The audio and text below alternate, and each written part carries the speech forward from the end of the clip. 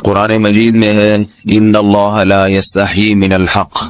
کہ اللہ تعالیٰ حق بات بیان کرنے سے حیا نہیں کرتے۔ حدیث میں بھی بعض ایسے مسائل کو اللہ کے رسول نے بیان کیا ہے صلی اللہ علیہ وسلم نے جو بظاہر حیا کے خلاف ہیں، مگر اس لیے بیان کیا کہ اگر آپ صلی اللہ علیہ وسلم بیان نہ کرتے تو لوگ ان بے شرمی کے کاموں میں مبتلا ہو جاتے۔ اسی وجہ سے میں بھی یہ ہمت کر رہا ہوں کہ ایک اور ایسا گناہ جس میں لوگ مبتلا ہیں اور وہ ہے حیا کے خلاف، مگر ہے بہرحال شریعت کا مسئلہ اور لوگ اس میں گناہ میں مبتلا بھی ہیں، اس لیے بتانا ضروری ہے۔ وہ یہ ہے کہ لوگ شادی کے بعد بھی آج کی نوجوان نسل زوجہ سے، بیوی سے غیر فطری طریقے سے ہم بستری کرتے ہیں۔ انٹرنیٹ پہ بیہودہ فلمیں دیکھتے ہیں تو جو چیز انگریزوں کی دیکھ رہے ہیں کہ ان کے کلچر آہستہ آہستہ میڈیا کے ذریعے ہمارے معاشرے میں بھی آ رہا ہے۔ اللہ کے رسول صلی اللہ علیہ وسلم نے لعنت فرمائی ہے، ایک روایت میں ہے کہ اللہ اس کی طرف دیکھے گا نہیں کہ جو اپنی زوجہ سے پچھلے راستے سے ہم بستری کرے گا۔ یہ بیماری بھی، یہ گندگی بھی لوگوں میں پھیلتی جا رہی ہے، خاص طور پہ جن کو لڑکوں سے بدفعلی کی عادت پڑ جائے تو وہ زوجہ سے فطری راستے سے ہم بستری نہیں کرتے۔ اللہ نے فرمایا کہ نساؤکم حرث لکم، یہ تمہاری زوجات ہیں، بیویاں ہیں، یہ نسل بڑھانے کے لیے ہیں، تو اسی راستے میں انسان اپنی خواہش کو پوری کر سکتا ہے جس راستے سے نسل بڑھتی ہے۔ اس کے علاوہ کسی اور راستے سے اپنی خواہش کو پورا کرنا یہ حرام ہے، گناہ کبیرہ ہے، گندگی ہے۔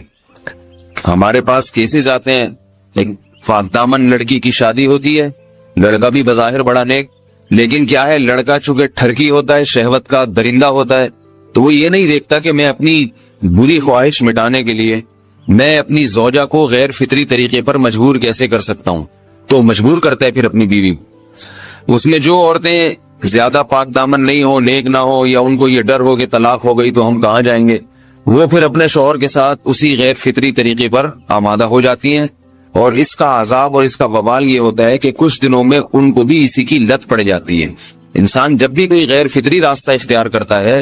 آخرت کا عذاب تو بعد میں، دنیا کا عذاب یہ آتا ہے کہ پھر اس کو لذت فطرت میں آتی نہیں ہے، تو جو راستہ اللہ نے رکھے اس میں اس کو لذت نہیں آئے گی، وہ گندگی میں ہی گھسنے کی کوشش کرے گا، اس کی بھی فطرت خراب ہو جاتی ہے، اور جس کے ساتھ یہ بدفعلی کی جائے اس کی بھی فطرت خراب ہو جاتی ہے، وہ بھی پھر کسی کے قابل نہیں رہتے۔ تو اپنے جان پر رحم کرنا چاہیے۔ ہم انسان ہیں، ہم درندے نہیں ہیں، ہم گھوڑے نہیں ہیں، ہم گدھے نہیں ہیں، ہم جانور نہیں ہیں، ہم انگریز نہیں ہیں۔ انگریز نے تو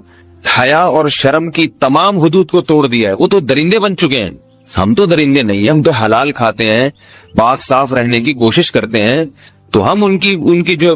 کلچر دیکھ کے ہم ویسے درندے بننے کی کوشش کیوں کریں؟ تو یہ بہت بڑا وبال ہے، بہت بڑی برائی ہے جو ہمارے معاشرے میں آہستہ آہستہ جڑ پکڑتی جا رہی ہے، اور اس سے بیماریاں بھی پھیلتی ہیں۔ غیر فطری طریقہ ہے، بیماریاں بھی پھیلتی۔ ایسے کیسز آتے ہیں کہ جناب وہ مرد مجبور کر رہا ہے بیوی کو، اور وہ بیوی جو ہے ساتھ نہیں دیتی، تو پھر اس کو طلاق کی دھمکیاں دیتے ہیں۔ ایسے کیسز بھی آتے ہیں۔